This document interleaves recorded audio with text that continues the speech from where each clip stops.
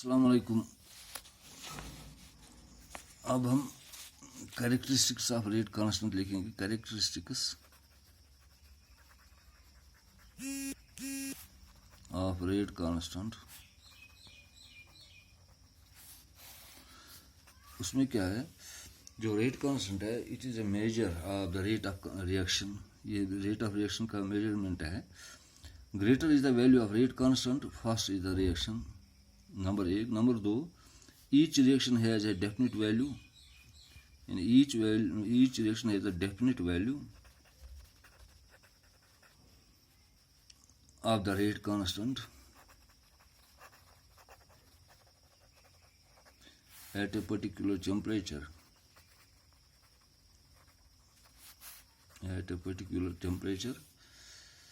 तीसरा है, the value of rate constant for the same reaction changes with temperature. जो value of rate constant है for the same reaction changes with temperature, it changes with temperature.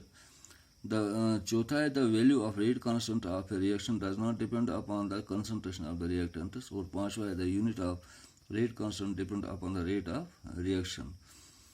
इसके बाद हम एक अहम जो टॉपिक है इसमें वो हम करेंगे कि जो क्या डिफरेंस क्या है, what is the difference between rate law and law of mass action। यानी क्या डिफरेंस है between rate law and law of mass action. Rate law differs from the law of mass action in the fact that whereas the rate law states that the rate of reaction depends upon the concentration terms on which the rate of reaction actually depends। जो rate law है it states that जो rate of reaction है it depends upon the concentration terms on which the rate of reaction actually depends. ये हम observe करेंगे as experimentally, जो हम observe करते हैं। बट जो rate law of mass action है it is simply based upon the stoichiometric of the equation. यानी फॉर एग्जांपल अगर हम अकॉर्डिंग टू रेट लॉ जाएंगे, अकॉर्डिंग टू रेट लॉ हम देखते हैं रेट बराबर होता है के into concentration of A raised power alpha, concentration of B raised power beta. अगर हम according to law of mass action तो ये होता है के into mod of A raised power A mod of B raised power B. इसको हम कहते हैं, यह है रेट लॉ, इसको हम रेट लॉ कहते हैं, इसको हम लॉ ऑफ मास एक्शन कहते हैं। तो ऑर्डर ऑफ रिएक्शन क्या होता है फिर? ऑर्डर ऑफ रिएक्शन होता है it is the sum of exponents powers. ये जो यहाँ पर पावर्स होते हैं उनका sum, to which the molar concentration in the rate law equation are raised to express the observed rate of the reaction is called the order of reaction। जो इसके ऊपर जो पावर्स है उनका जो सम होता है इसी को हम कहते हैं कि इसका ऑर्डर ऑफ रिएक्शन होता है। फॉर एग्जांपल अगर हम देखेंगे कि इस इक्वेशन का ऑर्डर ऑफ रिएक्शन क्या होगा, इस इक्वेशन का ऑर्डर ऑफ रिएक्शन होगा इसका अल्फा प्लस बीटा। यानी जब इनका जो पावर्स है इनको हम सम अप करेंगे, ऐड करेंगे, depending upon weather alpha plus beta, हम ये देखेंगे कि अल्फा प्लस बीटा ये बराबर होंगे 0 होंगे 1 2 और 3 etcetera. The reactions are said to be, अगर इनका जोड़ 0 1 2 या 3 हो तो हम कहेंगे the reaction are said to be zero order, first order, second order, या हम कहेंगे third order respectively. Alpha and beta are called orders of reaction. जो अल्फा बीटा है इसको हम कहेंगे कि ऑर्डर ऑफ रिएक्शन होते हैं with respect to A and B, with respect to this A and B. For example हम एक यहाँ पर एक मिसाल देंगे। फॉर एग्जांपल हम यहाँ पर देखते हैं कि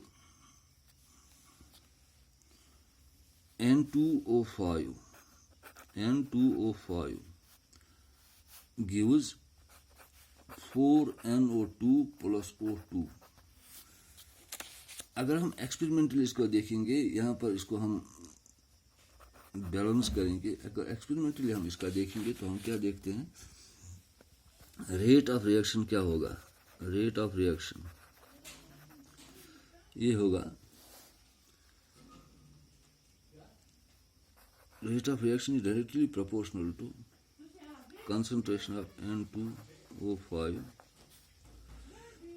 that is it depends only on one concentration term, यानी ये यहाँ पर एक ही concentration term होती है। hence the reaction is said to be of first order। इसका मतलब है ये फर्स्ट ऑर्डर रिएक्शन है, क्योंकि यहाँ पर जो concentration term है ये only one है, इसलिए इसको हम कहेंगे कि ये फर्स्ट ऑर्डर रिएक्शन है। यहाँ हम दूसरा मिसाल देंगे, NO2 plus F2 it gives twice NO2F। इसको जब हम बैलेंस करेंगे यहाँ से यहाँ, तो हम क्या देखते हैं, रेट ऑफ रिएक्शन क्या होगा। Rate of reaction is directly proportional to concentration of NO2 into concentration of F2,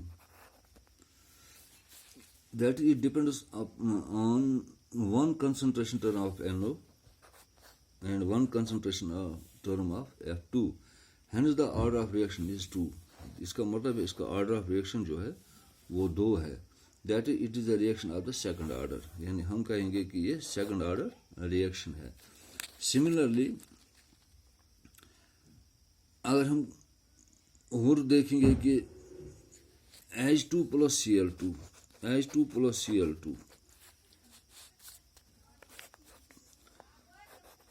इसमें हम फोटोन यहाँ पर सनलाइट इस्तेमाल करेंगे, वो बन जाएगा twice HCl।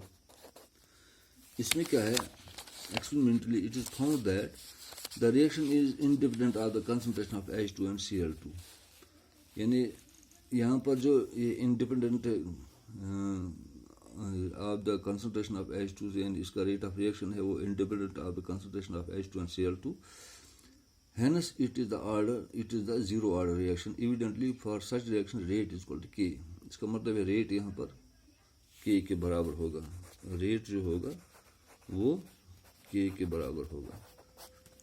ये है रेट लॉ और ऑर्डर ऑफ रिएक्शन।